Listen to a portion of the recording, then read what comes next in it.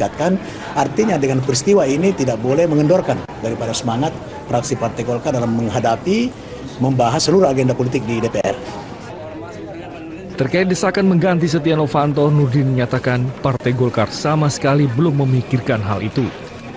Belum. Nah, ini Golkar ini pernah mengalami peristiwa yang sama. Ketika Pak Akbar Tanjung dulu Ketua DPR, Ketua Umum Golkar juga jadi tersangka, bahkan pernah ditahan, kemudian sudah di pengadilan dari pengadilan negeri sampai dengan tingkat kasasi.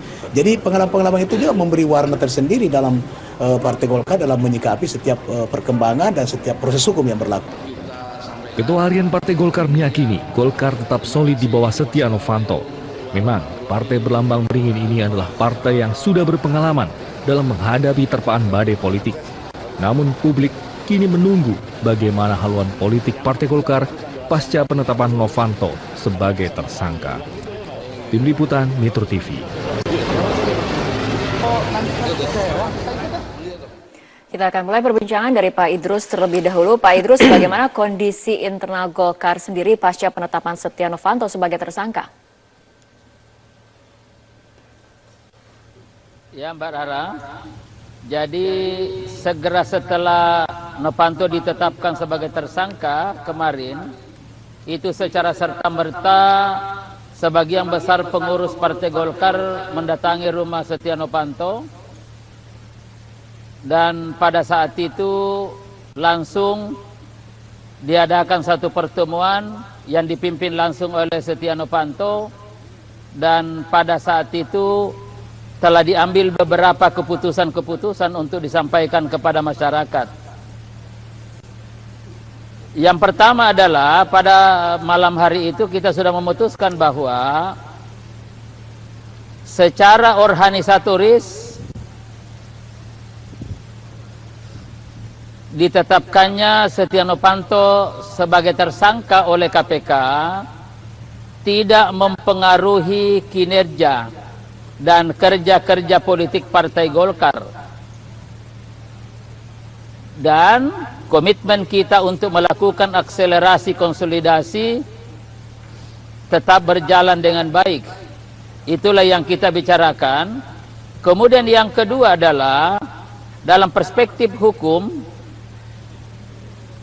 ya, Partai Golkar juga menyatakan bahwa menghargai proses hukum yang dilakukan oleh KPK, tetapi pada saat yang sama kita juga tetap ya memperhatikan azas praduga tidak bersalah. Dan berdasarkan dengan itu maka segenap pengurus Partai Golkar yang hadir pada saat itu sesuai dengan aturan yang ada, bahwa Bung Setia Novanto tetap menjadi ketua umum dan solid memimpin partai ini sampai adanya keputusan tetap atau ingkrah. Nah, terkait dengan ini maka juga kita tetapkan Pak Idrus dan kita bicarakan pada malam ya. Ya, apakah sikap seperti ini juga sampai ke grassroots dari Partai Golkar sendiri? Ya, kita harapkan karena segera setelah kita putuskan kemarin, itu langsung kita menyampaikan melalui press conference.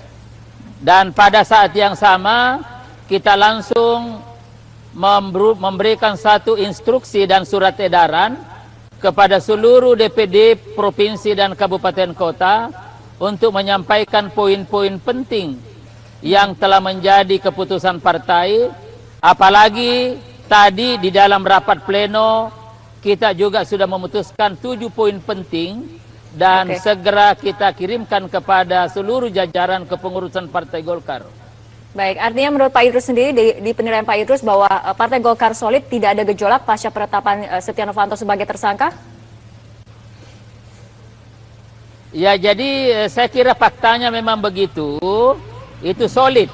Dan bahkan tadi di dalam rapat pleno, di samping ada satu keprihatinan terhadap tersangkanya ketua umum, tetapi justru itu juga menjadi pemicu dan pemacu dalam rangka untuk melakukan akselerasi konsolidasi organisasi dalam rangka menghadapi agenda-agenda politik ke depan. Baik, dari Pak Idrus kita ke Pak Kristiadi. Golkar solid, tidak ada masalah dengan adanya penetapan Setia Novanto sebagai tersangka. Tanggapan Anda? Iya, ya solid dalam arti apa? Kata apa ya? Tapi kalau solid dalam arti kata apakah tidak ada kegundahan, itu yang bikin kita gundah, rakyat gundah ya. Bahwa kalau sampai kemudian ketua umum dijadikan tersangka oleh KPK, tidak mempengaruhi kinerja dan lain sebagainya, itu oke. Tapi apakah di dalam melaksanakan kinerja ketua umum partai dan ketua umum DPR yang sudah menjadi tersangka oleh lembaga KPK yang sangat kredibel ini tidak akan terganggu? Karena begini, saya melihat tentu dari perspektif masyarakat, rakyat. Apa bayangan rakyat kepada, misalnya kepada ketua partai? Ketua partai itu adalah orang yang dipilih secara demokratis untuk memimpin organisasi, ya, yang bagaimana organisasi itu dirasakan kehadirannya oleh masyarakat. Kita belum melihat sebetulnya. Selama misalnya 3 tahun terakhir ini apa yang dilakukan oleh partai-partai termasuk Partai Golkar. Yang kedua, apalagi kalau kemudian dikaitkan dengan sebagai ketua DPR RI. Ketua DPR RI itu dipilih karena apa? Karena sebetulnya tentu karena mempunyai basis kekuatan di dalam masyarakat, tapi juga dianggap sebagai martabat, primus inter pares, orang yang terhormat. Bagaimana saya sebagai rakyat mempunyai ketua DPR dari 250 juta ini, ya, menjadi tersangka, itu bagi saya sangat tidak nyaman. Dan terus terang saja kalau saya belum begitu yakin sama Mas Idrus apakah di daerah betul-betul solid dan tetap mau menerima kenyataan pahit seperti ini. Tentu saya prihatin. Kenapa prihatin? Prihatin bahwa ada organisasi sebesar Golkar bisa tersangkut kasus yang sedemikian raksasa, yang kemudian menurut saya kalau ini dipertahankan terus tidak begini. Tentu ada kesan. Pak Kris, tapi kalau misalnya kita lihat dari peristiwa hari ini di mana ada konversi yang dihadiri oleh Setia Novanto, kemudian ada pemimpin DPR yang mengatakan memang tidak ada rotasi jabatan, kemudian konversi di Golkar juga ditemani oleh Sekjen dan juga Ketua Harian Golkar juga tidak ada rotasi jabatan ataupun tidak ada pergantian ketua umum. Apakah ini gambaran dukungan? Begini, jadi itu kesannya masyarakat adalah bahwa kok Pak Setia Novanto kok tidak seperti ketua partai yang mempunyai martabat harga diri, kemudian memang kalau saya tersangka, kalau sudah ada keputusan dan ada suratnya, saya akan mengundurkan diri. Ya, kita berharap seperti itu. Sebab kalau tidak seperti itu, kesan saya seperti ini ketua partai atau ketua misalnya semacam tanda petik godfather yang kemudian sudah selalu dikerubungi oleh para orang-orang yang dipercaya, itu kesannya bisa begitu loh. Saya menanyakan itu karena karena yang paling penting sebetulnya di partai itu tentu ada kebijakannya, tapi martabat dan etika harus dipegang teguh ini. Baik, Pak Kris, kita akan tanyakan tanggapan dari Pak Idrus, tapi kita harus ikuti jeda berikut terlebih dahulu. Pemirsa, Prime Talk akan segera kembali sesaat lagi. I want you to show me how to get to know someone like you, someone like you. I want you to know me, 'cause I know that. Pemirsa, dialog kembali kami lanjutkan. Kita akan ke Pak Idrus terlebih dahulu. Pak Idrus, bagaimana sebetulnya haluan Partai Golkar saat ini pasca Setia Novanto ditetapkan sebagai tersangka? Apakah ada perubahan? Ya, saya kira seperti yang saya sudah jelaskan tadi dan beberapa kali, ya, bahwa haluan politik Partai Golkar itu jelas. Dan tadi memang kita juga sudah putuskan bahwa apapun langkah yang kita ambil, maka harus dilakukan berdasarkan konstitusi partai, berdasarkan hukum-hukum yang ada.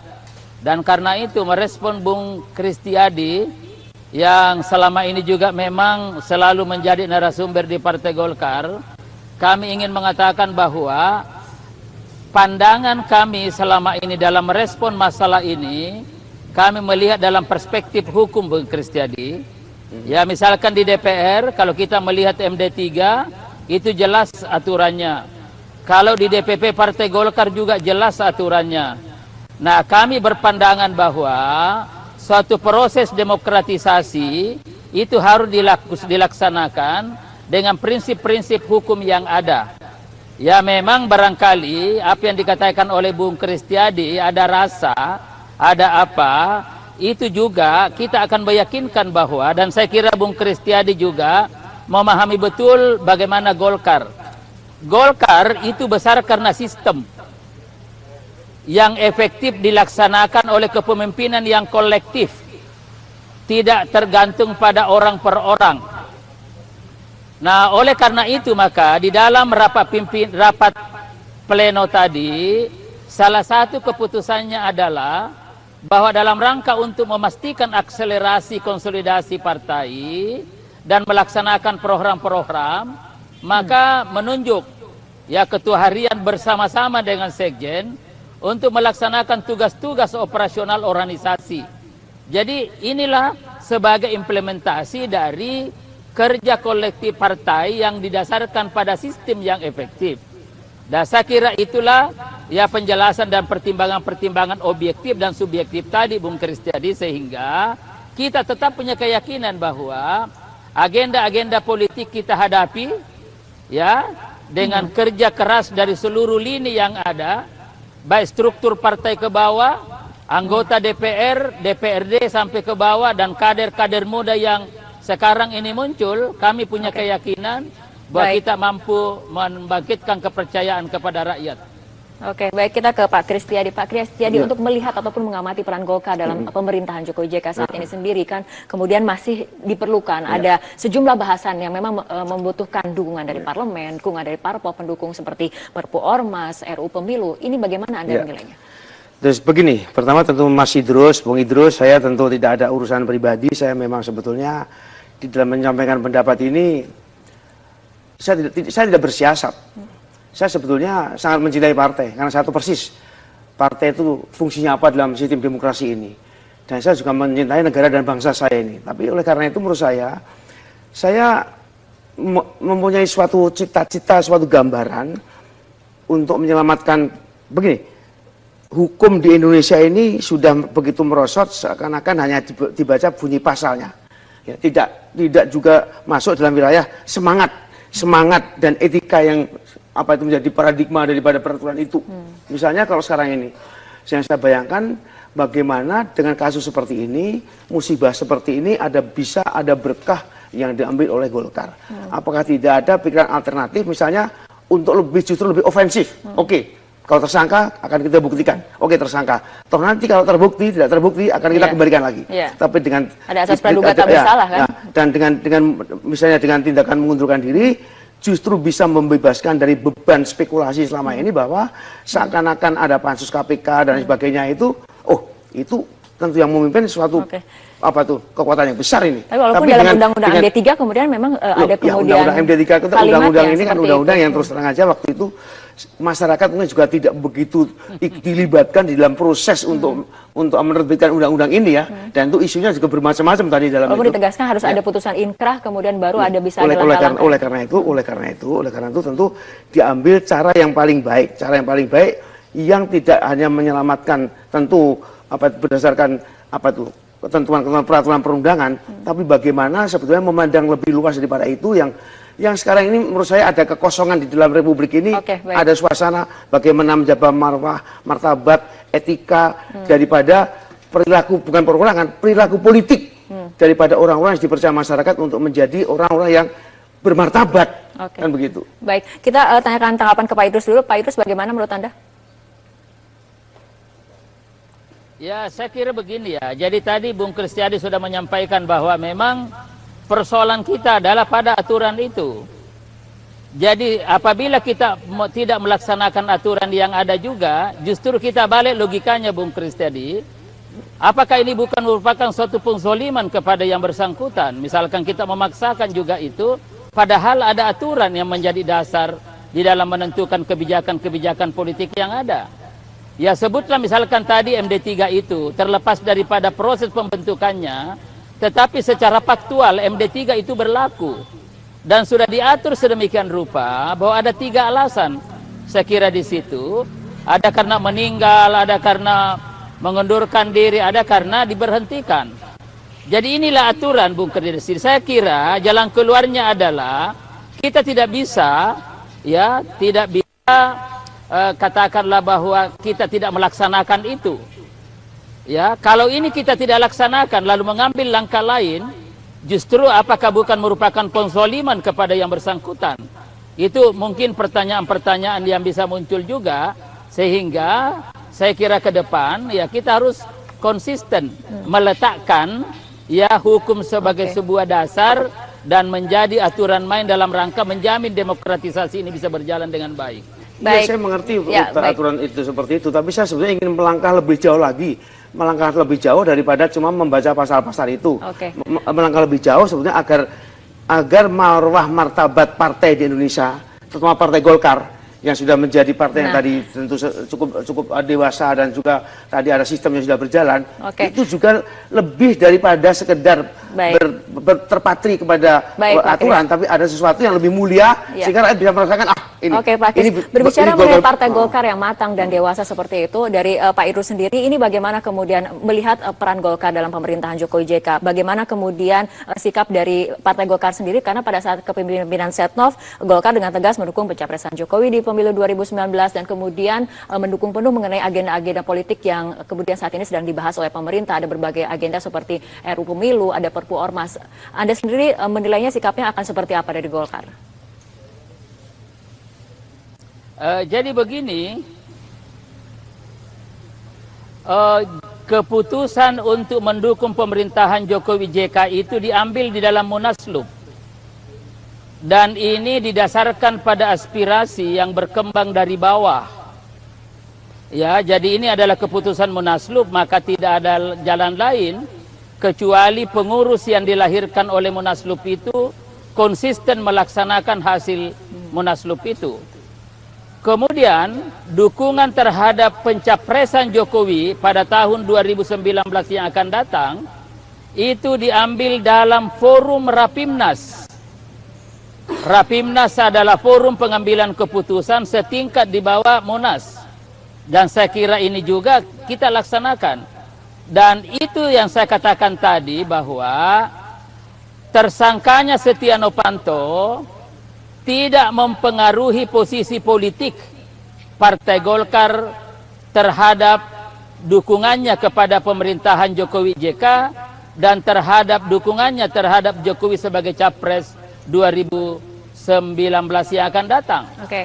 Nah, Partai Golkar sebagai partai pendukung pemerintah meskipun baru ya 1 tahun ini, tetapi Partai Golkar berusaha secara konsisten ya menjadi pendukung yang baik, ya efektif dan produktif. Karena itu ada beberapa kebijakan pemerintah, misalkan ya kita Perpu yang ada, utamanya Perpu tentang Ormas, di dalam rapat fraksi dan juga konsolidasi DPP Partai Golkar, kita juga sudah menyatakan memberikan dukungan sepenuhnya terhadap Perpu nomor 2 tentang Ormas itu. Jadi itulah kalau dikatakan bagaimana kiprah, bagaimana haluan Partai Golkar, Mbak Rara, jelas arah dan haluan politik Partai Golkar konsisten terhadap keputusan-keputusan yang ada. Baik, Pak Idrus Marham, terima kasih telah bergabung bersama kami dalam Prime Talk. Dan Pak Kristiadi, kita akan lanjutkan perbincangan di segmen berikutnya. Tapi kita harus jeda terlebih dahulu, pemirsa tetaplah bersama kami.